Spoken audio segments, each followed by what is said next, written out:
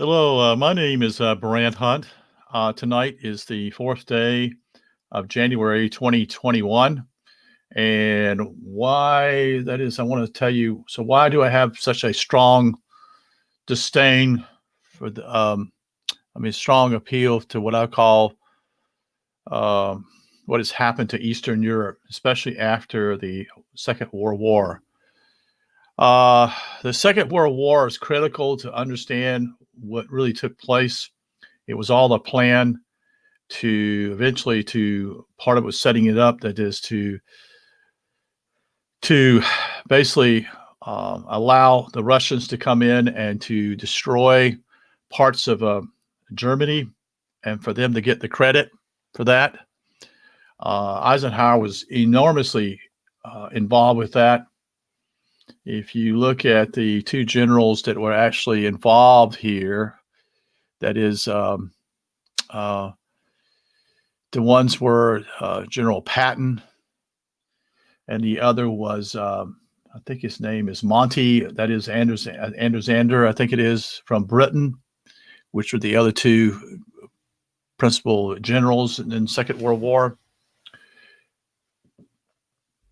And how Eisenhower was enormously slow in actually attacking Germany and allowing the Russians to take Berlin and also to take all of Poland and other parts of Eastern Europe. This was a plan that they wanted to develop eventually, the Morgenthau plan. Part of it was to divide Germany up in four sectors. Those four sectors would be ruled by America, France, Britain, and Russia. And the Russians also were involved in Berlin, and the United States, again, they divided up. That's what I meant to say, was it divided those four sectors into Berlin: the French, the English, the Americans, and the Russians. But most of this simply was to allow all Eastern Europe to fall into the hands of Russia. The Soviet Union was planned. So that meant that Poland fell. That meant that Bulgaria, Czechoslovakia, which was part of it, the Czech Republic, Slovakia also, Croatia, part of the Yugoslavia, which of those countries,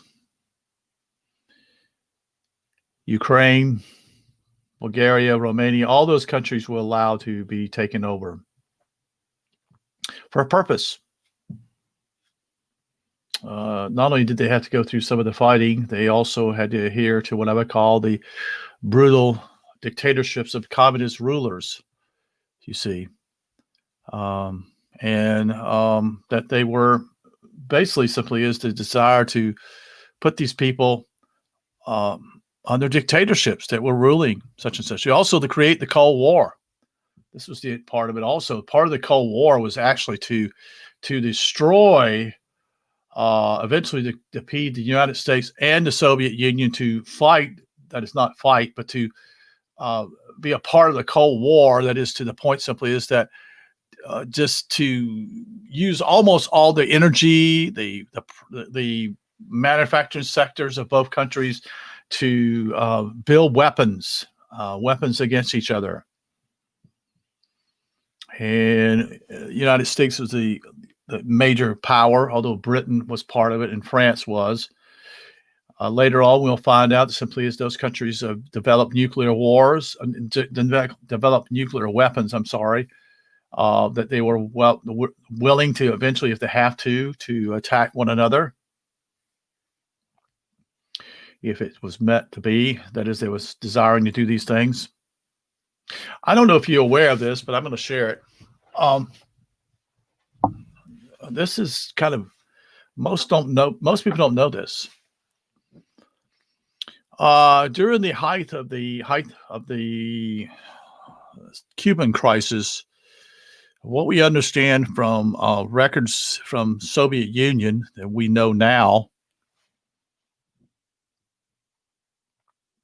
is that there was Khrushchev that ordered a nuclear attack upon the United States. And what I understand simply is they have what I call a fail-safe type of program, just like the United States does. There's certain protocols you have to go through. You have to do these things in order to, quote unquote, to launch a nuclear weapon. And the particular person there who did that was a Russian.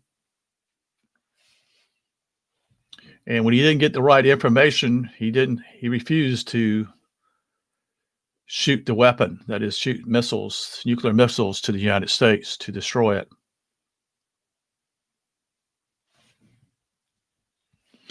No one knows much about him. Most people don't like that because simply is that he's not a hero. Most people are not even aware that that's happened. But it's also happened here in the United States too. A lot more recent than most people know. And I'm going to go in a whole lot of it, but simply is that same thing took place later on.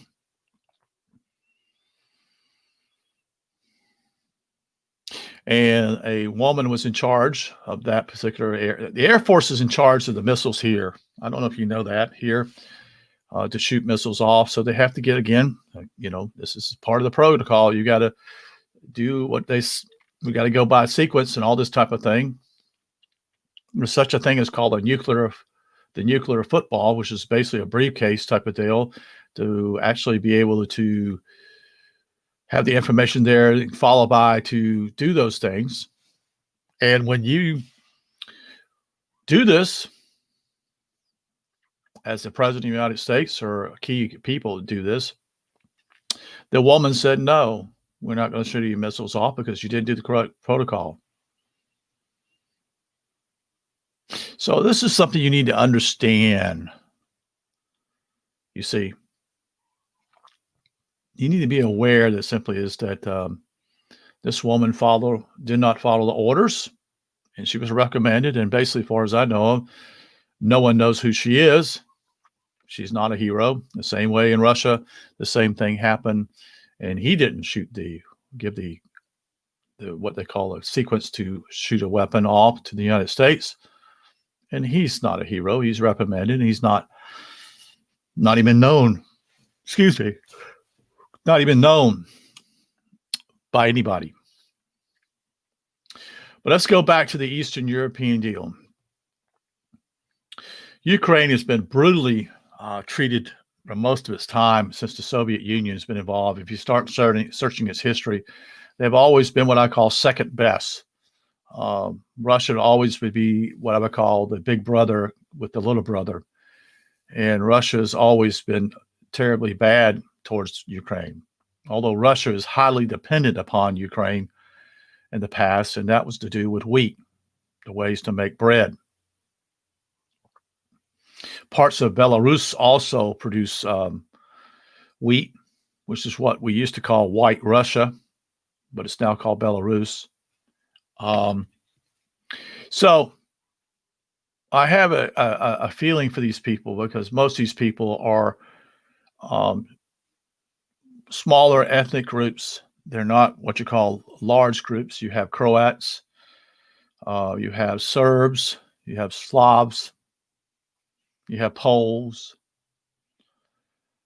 and you have Bulgarians, Moldavians, I should say, Romanians. These are not major groups like maybe you would say the Germans or the French or the English, the Danish per se, but they're what I call minor groups, such and such.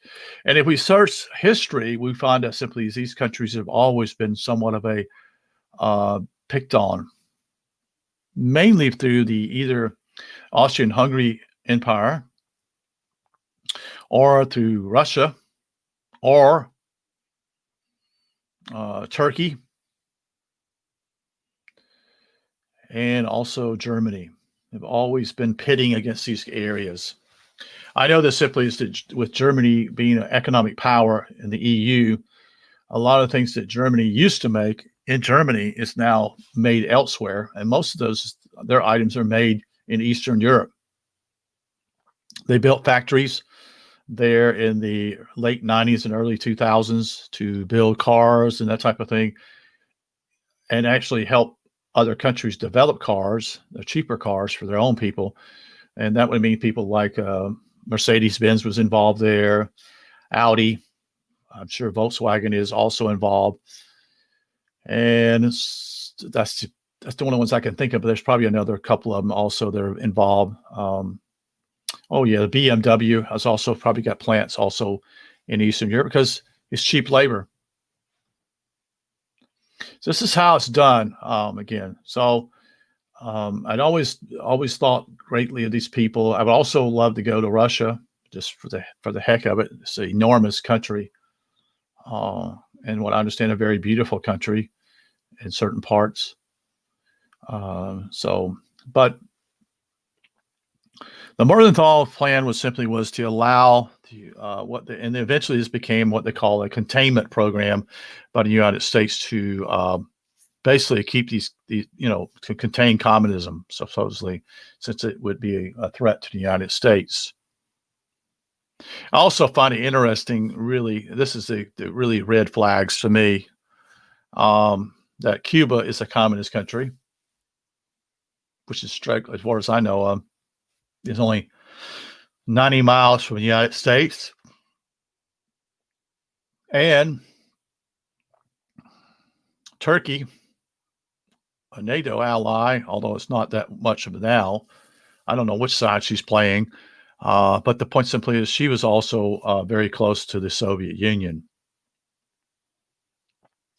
And so it's just really neat, and I think these countries really have beautiful areas. I think they also have great heritage. I would love to meet some of these people in these countries. That is in Ukraine, Moldova, Serbia, Croatia, the Czechs, the Slovakians, the Poles. These people have been not only mistreated but misinterpreted. Most people don't, know who these people are. And this is the sad part. Simply is today they've jumped the other ship. That is, eventually these countries were all part of the Warsaw Pact compared to the NATO, and now most of them feel betrayed, and rightfully so. They have a reason to be angry. The Europeans have not abused them, or the United States has used them. You see. And recently, the things that happened with the NATO war in Bosnia, Serbia area in the 90s under the Clinton administration was a joke. Except the sad joke is simply it destroyed a lot of the infrastructure of those countries. And the most recent part is what's taking place in Ukraine in 2014. Which I feel that simply is that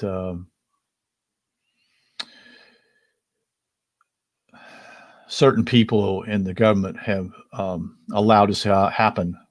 It's basically CIA comes in and infiltrates a government, puts them in power, and they're basically a puppet government. And that's what's taking place in Ukraine. It usually is to destroy the country. And the leader is nothing but a puppet. He makes money, but his people suffer. I tried to share this with a couple of people who I knew in Ukraine a long, long time ago, and they didn't believe me.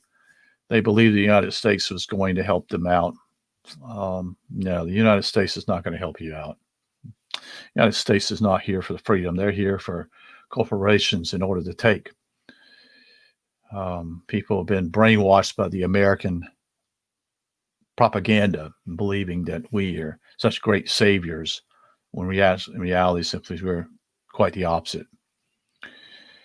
So I don't want to go a whole long tonight. I'm getting tired. I can feel it. It's coming on me, and maybe it will continue this tonight later another time. But these people, I feel used, and unfortunately, they're between a vice. You know, you have the vice, and you have two sides, and there's pressure being put on putting in the middle, and these middle is these small countries that are used. But I would love to know more about their history. Again, like I said, it's just mind blowing in a lot of ways who these people are. I have met a few years back. I met a Romanian guy who was here in the United States because his wife was teaching school. I met a guy from Serbia who was a chiropractor I used to go to. And then I recently met a Lithuanian guy who's a dentist here. And it's always intriguing to talk to these people from different areas of the world. I always like to get their opinions of things such and such. Most of them tell me they love the United States, but and most of them because they got an opportunity to come here and to use their gifts and talents for the benefit of others. And there's nothing wrong with that. But I used to listen to what I call shortwave. I still do listen to shortwave radio. I always love to hear the ethnic music of these countries, from Bulgaria, Croatia, the Slavs. I used to listen to radio, Voice of Radio Moscow, Voice of Russia. Although their music's a little bit different, it's not ethnical balance because there's so many different groups that make at one time the USSR, type of thing. Because it was dominated by the Russians, but there were other groups that were involved. So anyway, I'm getting tired and I need to hit the hay here, it looks like. So appreciate it. You take care. Thank you.